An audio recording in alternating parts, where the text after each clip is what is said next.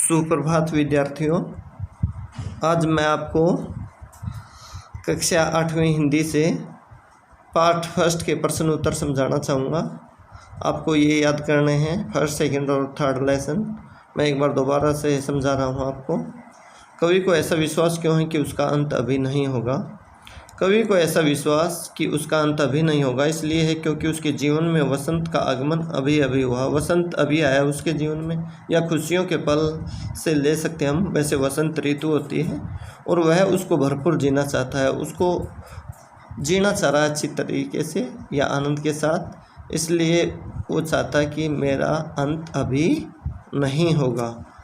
फूलों को अनंत तक होता है जिसका कभी अंत न हो, तक विकसित करने के लिए कवि कौन कौन सा प्रयास करता है। फूलों को अनंत तक विकसित होने का द्वार दिखाने के लिए कवि उसकी तंद्रा होता है नींद और आलस्य की इच्छा खींचकर उन्हें अपने नव जीवन के अमृत से खुशी खुशी सींचना चाहता है। अर्थात तंद्रा और आलस्य को दूर हटाकर नव जीवन देना चाहता है उसको। कवि पुष्पों की तंद्रा, पुष्प होता है फूल, तंद्रा और आलस्य से दूर हटाने के लिए कवि क्या करना चाहता है। सोई हुई कलियों की तंद्रा, कलियां होता है जो बंद फूल होता है, विकसित होने से पहले बंद होता है, उसको कलियां बोला जाता है। जो बंद फूल की गांठ की तरह होती है उसको कली बोला जाता है। तंद्रा और आलस्य को दूर हटाने के लिए कवि उन्हें मनोहारी, मन प्लस हर, मनोहर होता है विसर्ग संधि का उदाहरण है। मनोहारी मन को हराने वाला, प्रभात होता है सुबह के आने का संदेश देना चाहता है। इस प्रकार से जिन विद्यार्थियों ने इस पाठ के प्रश्न उत्तर नहीं लिखे हैं, ये तीनों प्रश्न उत्तर लिखने हैं और बड़े ध्यान से याद करने हैं। अब मैं सेकंड पाठ के प्रश्न उत्तर समझाऊंगा अभी आपको।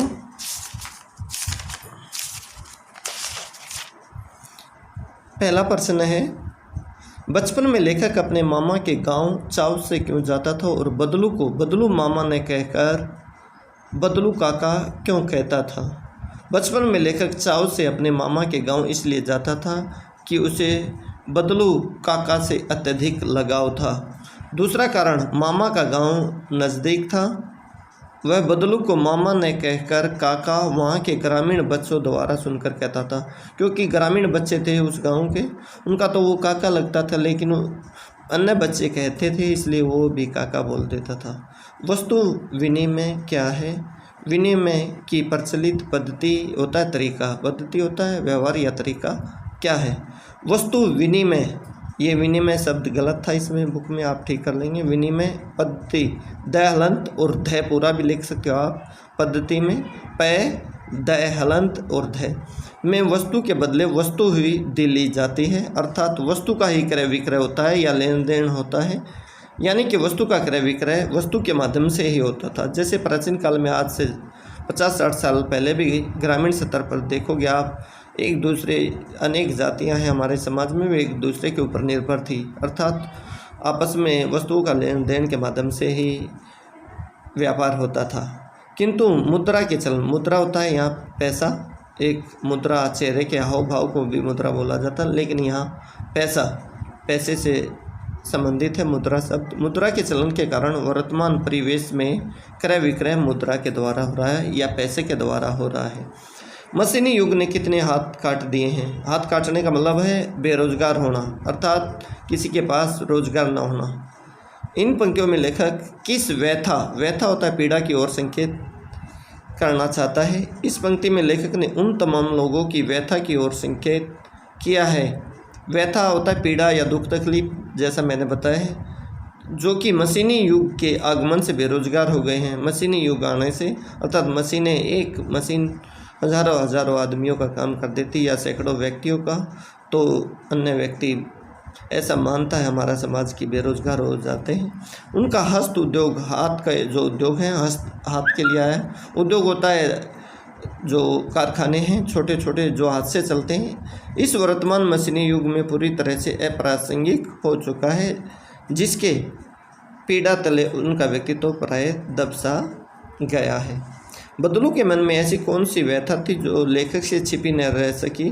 बदलू के मन में आधुनिक युग की वर्तमान व्यवस्था के प्रति घोर असंतोष है, क्योंकि इस आधुनिक युग में सारे पुराने मापदंडों को सिरे से नकारा जा रहा था। हालांकि पुराने मापदंडों में कुछ एक जन सामान्य के लिए उपयोगी व आवश्यक है भी थे, जैसे इसमें आया लाख की चूड़ियाँ हमारे लिए फ़ायदेमंद थी औरतों के लिए, या जो औरत पहनती थी तो उनके लिए फ़ायदेमंद होती थी। अब कांच की चूड़ियाँ या कुछ व्यथा या उसने दिखाई कि भाई जो हाथ को लोहान कर देती हैं, किंतु उन्हें भी कायम रहने के लिए छोड़ा नहीं जा रहा था, जिसकी पीड़ा बदलू के मन में व्याप्त थी या फैली हुई थी, जो कि लेखक से छिपी न कि भाई हाँ ये दुखी है इस कारण से। मशीनी युग से बदलू के जीवन में क्या बदलाव आया। मशीनी युग के आगमन से बदलू के जीवन में बहुत सारा बदलाव आ गया था। उसका व्यवसाय या रोजगार लाख की चूड़ियाँ बनाने का काम बंद हो चुका था तथा उसकी गाय भी बिक चुकी थी। इस तरह से वह पूरी तरह से बेरोजगार व शारीरिक रूप से असमर्थ हो चुका था। इस प्रकार से जिन विद्यार्थियों ने सेकंड पार्ट के प्रश्न उत्तर नहीं लिखे हैं वो भी लिख लेंगे और इनको याद कर लेंगे। अब हम पार्ट 3 बस की यात्रा के प्रश्न उत्तर करेंगे। पहला है, मैंने उस कंपनी के हिस्सेदार की तरफ पहली बार श्रद्धा भाव से देखा। लेखक के मन में हिस्सेदार साहब के लिए श्रद्धा भाव क्यों जाग गई। जो बस में हिस्सेदार था उसके प्रति श्रद्धा क्यों जाग गई थी लेखक के मन में श्रद्धा भाव इसलिए जाग गई कंपनी का हिस्सेदार टायर की स्थिति से परिचित होने के बावजूद, हालत थी जो टायर की कभी भी फट सकता था, उससे परिचित था वो, फिर भी उससे यात्रा कर रहा था। अर्थ मोह, अर्थ यहाँ धन, अर्थ का संबंध है धन, आप लिख सकते हो ब्रैकेट में धन। मोह अर्थात धन के प्रति मोह से आत्म बलिदान, अपना बलिदान दे सकता है लेकिन धन के प्रति मोह है उसके मन में, या भौतिक वस्तुओं के प्रति ऐसी भावना दुर्लभ थी, अर्थात जिसका मिलना कठिन हो, जिसे देखकर लेखक हैरान रह गया। हतप्रभ का अर्थ है हैरान, तथा उसे श्रद्धाभाव से देखा। लोगों ने सलाह दी कि समझदार आदमी शाम वाली बस से सफ़र नहीं करते। लोगों ने यह सलाह क्यों दी?